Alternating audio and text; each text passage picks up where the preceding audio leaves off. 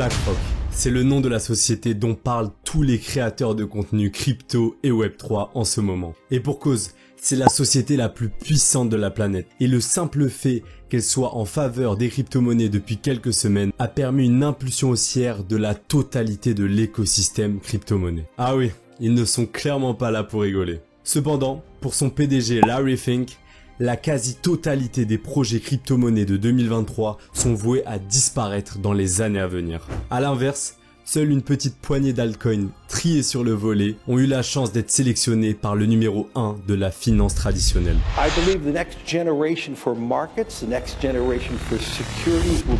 Nous allons donc voir à travers cette vidéo quelle est la vision moyen-long terme de cette société pour le secteur des crypto-monnaies et quelles sont celles qui suscitent le plus grand intérêt de leur part. Alors abonne-toi si le sujet de la vidéo te plaît, c'est gratuit, rapide et ça me soutient énormément. Que demander de plus ? Bref, sans plus attendre, c'est parti.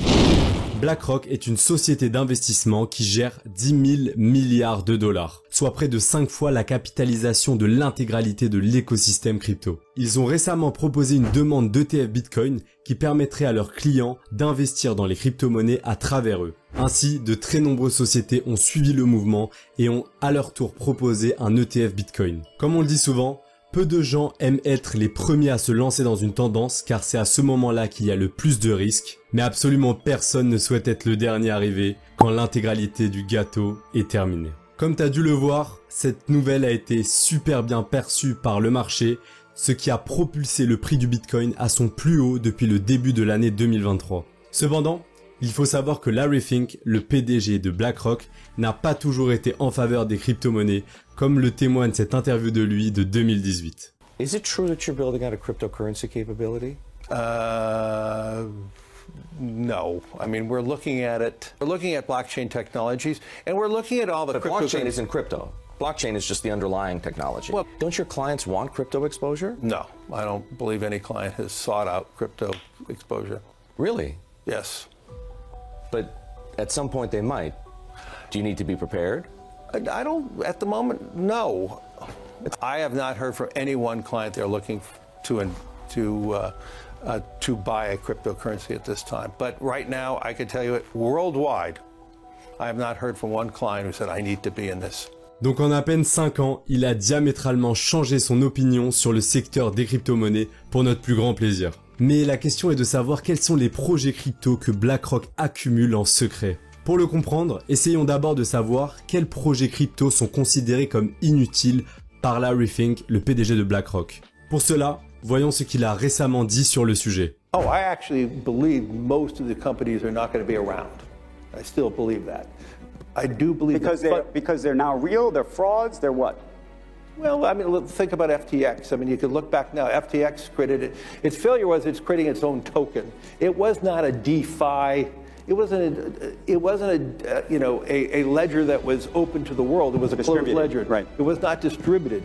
So the whole foundation of what crypto is, it's supposed to be a distributed ledger that is across the system. Ainsi, on comprend que les projets crypto centralisés qui n'ont pas la gouvernance pour leurs utilisateurs ont de fortes chances de disparaître selon lui. Typiquement, cela regroupe entre autres les tokens de plateformes centralisées comme le BNB de Binance ou encore le CRO de Crypto.com. On élimine donc ces crypto-monnaies dans le portefeuille de BlackRock. De plus, il n'est pas difficile de déduire que cette société ultra sérieuse n'investit pas dans les mêmes coins à l'instar du Dogecoin ou encore du Shiba Inu. De plus, les secteurs du gaming et des NFT n'ont jamais été évoqués par lui. La raison est sans aucun doute que la plupart des projets de ce type sont bien souvent trop centralisés à son goût. Nous pouvons donc mettre de côté des projets sérieux et solides comme Gala Games, Engine ou encore Ape.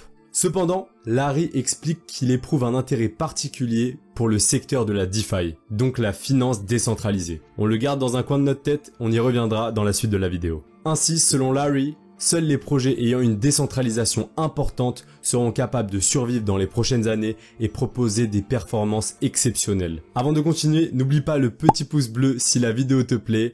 Sans plus attendre, on continue.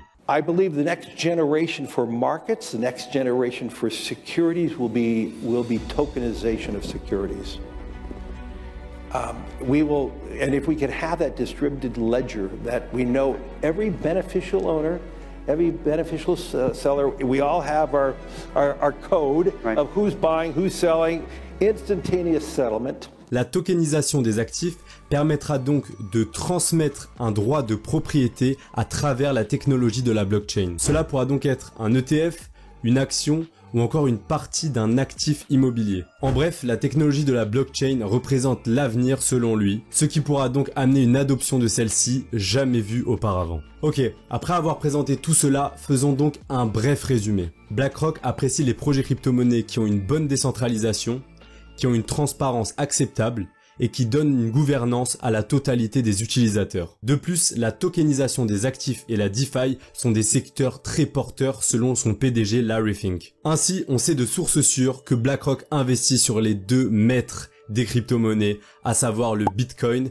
et l'Ethereum. Mais avec tous les indices que nous avons regroupés au travers de cette vidéo, on peut aisément émettre des hypothèses qui ont de fortes probabilités de s'avérer justes. Par exemple, Uniswap est un leader de la finance décentralisée. Malgré sa forte chute liée au bear market, elle coche toutes les cases pour être l'une des cryptos choisies par BlackRock. Dans la même catégorie, on retrouve évidemment le protocole décentralisé AAVE, AVE, qui est le protocole DeFi par excellence qui permet d'emprunter et de prêter des crypto-monnaies. Bien que ce protocole génère des revenus croissants au fil du temps, il a lui aussi été sévèrement touché par le marché baissier qu'on connaît depuis plusieurs mois. Enfin, Polygon est la blockchain qui a été choisie par Taurus, une société qui inclut Credit Suisse et la Deutsche Bank, pour permettre la tokenisation des actifs réels. Et comme nous l'avons vu tout à l'heure, I believe the next generation for markets, the next generation for securities will be tokenization of securities. Ainsi, vu le cours actuel, il y a fort à parier que ces trois projets crypto-monnaies sont les candidats en tête d'affiche dans le viseur de la société aux 10 000 milliards d'actifs sous gestion.